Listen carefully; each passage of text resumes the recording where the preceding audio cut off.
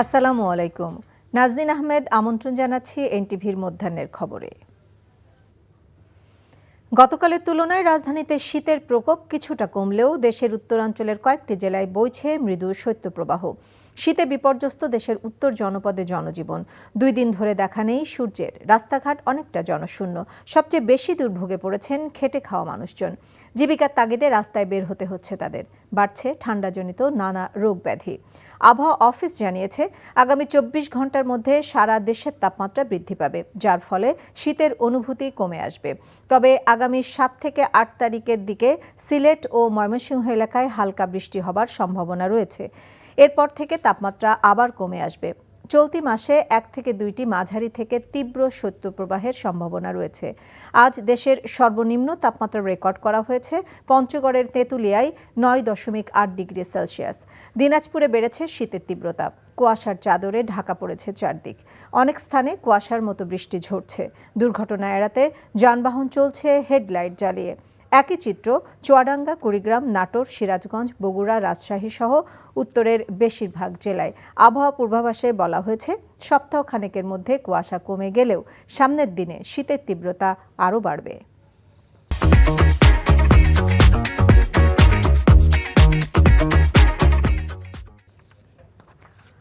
শীতের খবর জানাচ্ছেন আমাদের সহকর্মীরা। প্রথমে যাব রাজধানীর আবহাওয়া অফিসে। সেখানে আছেন আমাদের সহকর্মী জুনায়েদ আল হাবিব। জুনায়েদ, ঢাকাতে তো আজ রোদ উঠেছে। শীত নিয়ে আবহাওয়া অফিস কি বলছেন?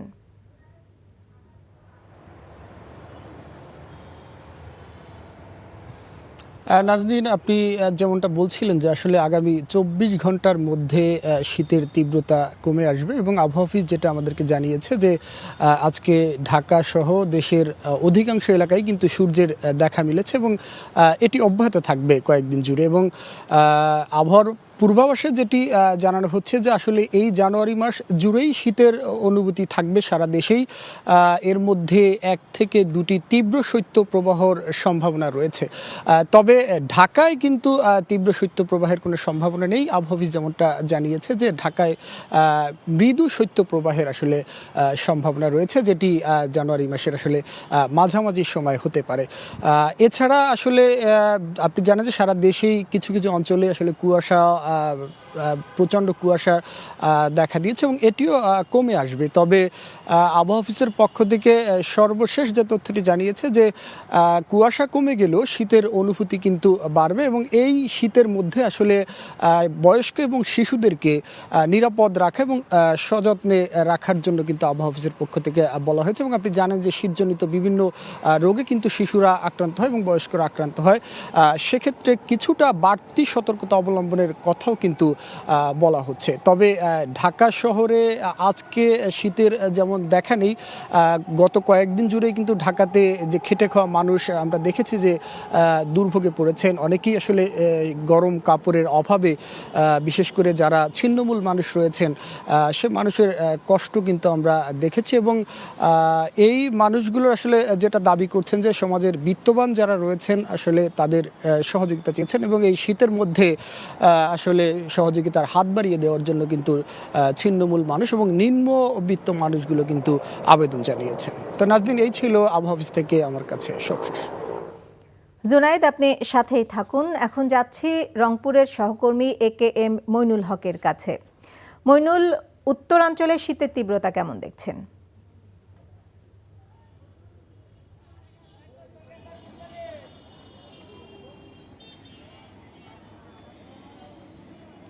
নাজনীন, উত্তরাঞ্চলের শীতের কথা যদি বলি, গতকাল থেকে শুধু রংপুর এবং তার আশেপাশে এলাকায় আমরা রোদের দেখা পেয়েছি। এই সময় কিন্তু ঝলমলে রোদ আমরা দেখছি। রংপুরে কিছুটা রোদের তাপও রয়েছে। তবে রংপুরের অন্যান্য বেশ কয়েকটি জেলায় কিন্তু তাপমাত্রার এখনও অবনতি ঘটছে। আর নাজনীন, আপনার মাধ্যমে একটি কথা বলতে চাই, সেটি হলো যে যেহেতু পৌষ মাঘ মাস, এটি শীতকাল। এই শীতকালে কিন্তু প্রচণ্ড শীতের প্রকোপ দেখা দেয়, কনকনে হাওয়া, কনকনে ঠান্ডায় জনজীবন বিপর্যস্ত হয়ে পড়ে। আর আপনি জানেন যে রংপুর বিভাগ, এই অঞ্চলটি অর্থনৈতিকভাবে একটা পিছিয়ে পড়া অঞ্চল। এই অঞ্চলের প্রচুর মানুষ এই প্রবল শীতকে মোকাবেলা করতে পারেন না। এ কারণে রাষ্ট্রীয়ভাবে আমাদের উচিত পূর্ব প্রস্তুতি গ্রহণ করা। পূর্ব প্রস্তুতির মধ্যে যে মানুষগুলো ছিন্নমূল মানুষ, যে মানুষগুলো দিন আনে দিন খায়, যে মানুষগুলো একদম সাধারণ শ্রমিক, তারা যেন এই শীতকে মোকাবেলা করতে পারে, এই জন্য আগাম প্রস্তুতি হিসেবে তাদের শীত বস্ত্র দেওয়ার জন্য একটি তালিকা প্রস্তুত করা। স্বাস্থ্য বিভাগকে, যেহেতু শীতকালে শ্বাসকষ্ট, ডায়রিয়া সহ নানান রোগ দেখা দেয় এবং প্রচুর অসুস্থ মানুষ হাসপাতালে আসে, এই জন্য হাসপাতালে বিশেষ ওয়ার্ড খোলা, বিশেষ চিকিৎসা ব্যবস্থা করা, আগাম প্রস্তুতি রাখা। আর যদিও কৃষি বিভাগ কৃষকদেরকে সচেতন করেন শীতকালে যাতে শাক সবজি ফসলের ক্ষতি না হয়, কিন্তু তাদের আরও ব্যাপকভাবে কৃষকদের কাছে যাওয়া, খেতে খামারে যাওয়া, যাতে করে এই শীত মোকাবেলা করা যায়। অর্থাৎ আমাদের এই রংপুর অঞ্চল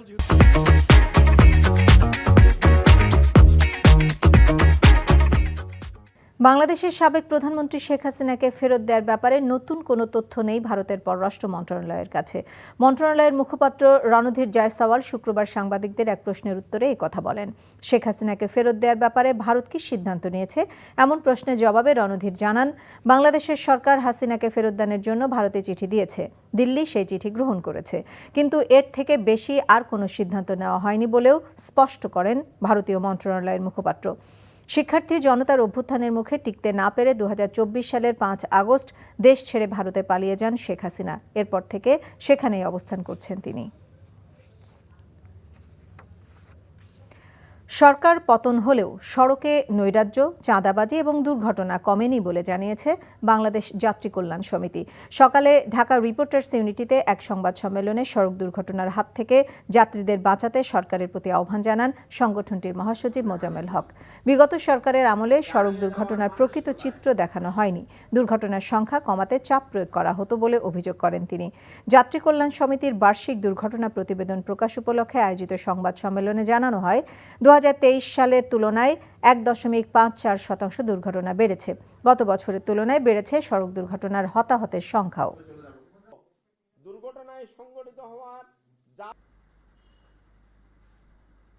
সরকার বদল হলেও সড়ক পরিবহনে কাঠামোগত কোনো পরিবর্তন আসেনি। চাঁদাবাজির কেবল হাত বদল হয়েছে। ফিটনেসবিহীন যানবাহন এখনও সড়কে চলছে, আইনের অপপ্রয়োগ চলছে, বিআরটিএ রাজস্ব আদায়ে ব্যস্ত, ট্রাফিক বিভাগ জরিমানা আদায়ের প্রতিযোগিতায় লিপ্ত। দুর্ঘটনায় সংঘটিত হওয়ার যাবতীয় উপাদান সড়কে বিছিয়ে রাখা হয়েছে। এমন পরিস্থিতিতে কেবলমাত্র সভা সমাবেশ আর বক্তৃতা বিবৃতি, পত্রিকায় বিজ্ঞাপন দিয়ে সড়ক দুর্ঘটনা নিয়ন্ত্রণ করা কোনোভাবে সম্ভব নয়। যমুনা নদীর উপর নির্মিত যমুনা রেল সেতুর অবকাঠামোগত নির্মাণ কাজ ইতিমধ্যে শেষ হয়েছে। পুরো সেতুটি এখন দৃশ্যমান। সেতুর দুই পাশের 13 কিলোমিটার রেল লাইনের কাজও শেষ হয়েছে। 26 নভেম্বর সেতুর উপর দিয়ে পরীক্ষামূলক ট্রেন চলাচল করে। জানুয়ারি মাসে সেতুটি উদ্বোধন করবেন প্রধান উপদেষ্টা ডক্টর মোহাম্মদ ইউনূস। সিরাজগঞ্জ থেকে শরীফুল ইসলাম ইন্নার পাঠানো রিপোর্ট। দেশের সর্ববৃহৎ যমুনা রেলওয়ে সেতু নির্মিত হয়েছে সিরাজগঞ্জ ও টাঙ্গাইলের যমুনা নদীর বুকে। বঙ্গবন্ধু সেতুর 300 মিটার উজানে নির্মাণ করা হয়েছে এই রেল সেতু। নতুন প্রযুক্তির ব্যবহারে তৈরি হওয়া সেতুটিতে 50টি পিলারের উপর 49টি স্প্যান বসানোর কাজও শেষ হয়েছে। এই সেতুতে স্লিপার ছাড়াও বিশেষ পদ্ধতিতে বসানো হয়েছে রেল ট্র্যাক।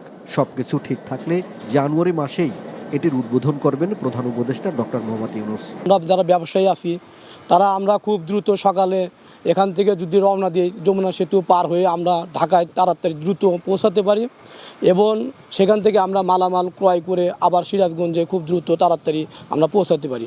ব্যবসায়ীদের যাতে যত সব সামগ্রী আছে এগুলো যাতে অতি দ্রুত সময়ে এবং অল্প খরচে যাতে পৌঁছানো সম্ভব হয়, সেই কারণে আমরা দাবি করব যে সিরাজগঞ্জে একটি ডিপো, যেহেতু এখানে সিরাজগঞ্জের প্রবেশদ্বার, উত্তরাঞ্চলের প্রবেশদ্বার রেল সংযোগ, রেল সেতু, এই বৃহৎ রেল সেতুটার ডিপো যেন সিরাজগঞ্জে হয়, এটি আমাদের দাবি থাকবে।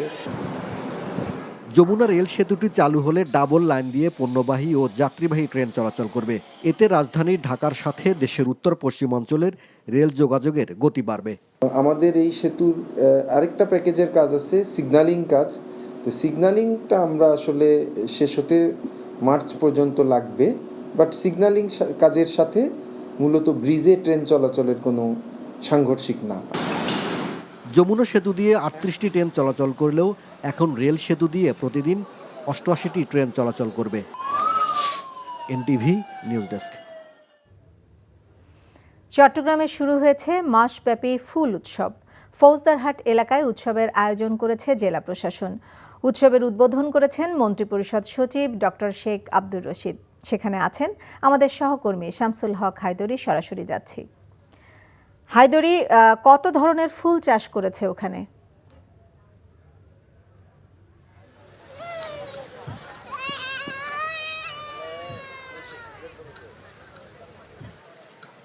হ্যাঁ নাজনীন, এটা একটা বিশাল বিস্তৃত একটা এলাকা জুড়ে এই ফুল উৎসবের আয়োজন করা হয়েছে এবং এটি তৃতীয়বারের মতো।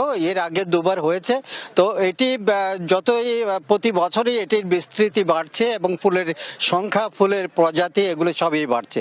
প্রথমে আমি লোকেশনটা বলি, সেটা হচ্ছে যে এই পার্কটি হচ্ছে যে ঢাকা চট্টগ্রাম মহাসড়কের ফৌজদারহাট লিং রোডের পাশেই। আমার ডান পাশে লিং রোড এবং বাম পাশে যে ঝাউবন আছে তার পেছনেই বঙ্গোপসাগর। এই মাঝখানের এটা একটা বিস্তৃত জায়গায় 194 একর জায়গা জুড়ে এই বাগানটা গড়ে তোলা হয়েছে এবং যারা উদ্যোক্তা অর্থাৎ জেলা প্রশাসন তারা বলেছেন এটি একসময়ে একটি অনাবাদী একটি জায়গা ছিল এবং এখানে মাদক সহ নানা অপরাধমূলক কার্যক্রম সংঘটিত হতো এবং সেগুলো থেকে তাদেরকে উচ্ছেদ করে এটিকে একটি সুন্দর বাগানে উন্নীত করা হয়েছে। তো আমরা উদ্যোক্তাদের কাছ থেকে জেনেছি এখানে এখন এই সময়ে 136 প্রজাতির 1 লাখ ফুল এখানে প্রস্ফুটিত আছে এবং তারা দিন দিন এগুলোর সংখ্যা বাড়াচ্ছেন এবং এই মাসের শেষ দিকেই বিদেশ থেকে আরো নানা জাতীয় টিউলিপ সহ নানা জাতীয় কিছু ফুল এখানে এনে লাগানো হবে। তো আজকে যে সকালে যে উদ্বোধনী অনুষ্ঠান ছিল, মন্ত্রিপরিষদ সচিব ডক্টর আব্দুর রশিদ উনি উদ্বোধন করে বলেছেন যে এটিকে আরো যেন সমৃদ্ধ করা হয়। এখানে ঔষধি গাছ লাগানোর জন্য উনি পরামর্শ দিয়েছেন এবং জেলা প্রশাসন সেই পরামর্শ বলছে এটা বাস্তবায়নের আমরা চেষ্টা করব। তো এখানে একটা বিশাল এখানে 3টি বড় বড় পুকুর আছে। পুকুর ঘিরেই এই বাগানগুলো করা হয়েছে, নানা রঙের ফুল এবং অবকাঠামো করা হয়েছে। তা এখানে যাত্রী প্রায়শই এখানে পর্যাপ্ত পরিমাণে এখানে পর্যটক আসেন এবং গত বছরের তুলনায় কিছুটা পর্যটকদের ফি বাড়ানো হয়েছে। এখানে প্রবেশ ফি রাখা হয়েছে 50 টাকা করে প্রতিজনে। তো মোটামুটিভাবে এই যে ফুলের এই যে সমারোহ এটি আজকে থেকে শুরু হলো এবং 1 মাস ব্যাপী এই উৎসব চলবে এবং এই উৎসব সবার জন্য উন্মুক্ত বলে জানিয়েছেন আয়োজকরা। জেলা প্রশাসক ফরিদা খানম, যিনি এটার মূল উদ্যোক্তা, তারা বলছেন যে এখানে তারা আরো অনেক রকমের আয়োজন করবেন এবং এই উৎসব জুড়ে এখানে সঙ্গীতানুষ্ঠান এবং নানা রকম চিত্রকলা প্রদর্শনী, অন্যান্য প্রদর্শনী সহ পর্যটকরা যাতে সন্তুষ্ট হয়ে ফিরতে পারেন সেরকম সব ব্যবস্থা করা হবে বলে জানিয়েছেন আয়োজকরা। নাজনীন, এই ছিল মধ্যাহ্নের খবরে। এই খবরের ভিডিও সহ আপডেট জানতে ভিজিট করুন এনটিভি অনলাইন www.ntvbt.com। এছাড়াও এনটিভি জনপ্রিয় সব অনুষ্ঠান ও খবরের আপডেট জানতে ভিজিট করুন আমাদের ইউটিউব ও ভেরিফাইড ফেসবুক পেজ। 2টায় দুপুরের খবর দেখার আমন্ত্রণ রইল। সবাইকে ধন্যবাদ।